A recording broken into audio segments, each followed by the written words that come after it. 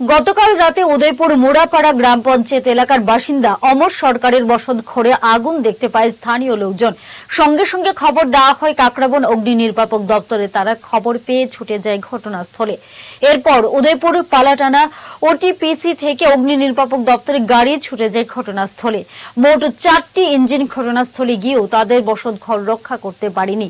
পরে বাড়ির লোকজন জানায় তাদের ঘরে থাকা প্রায় 3,75,000 টাকা পুড়ে গেছে।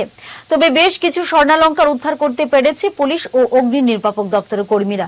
পরবর্তী সময়ে কাকরাবন থানার পুলিশ ঘটনার তদন্ত শুরু করেছে।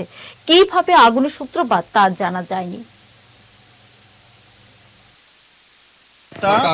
7:58 আমরা কাকরাবন ফায়ার সার্ভিস একটা কল পাইছি যে মুরাপাড়াতে ফায়ার কল হয়েছে। সঙ্গে সঙ্গে আমরা মুভ করছি।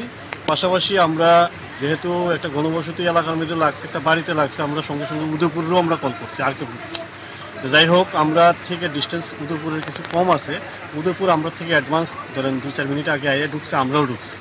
ঢুকার পরে তো বিশাল আগুন। আমরা দুইটা পার্টি নিয়ে আমরা আগুন আয়ত্তে আনার চেষ্টা করছি।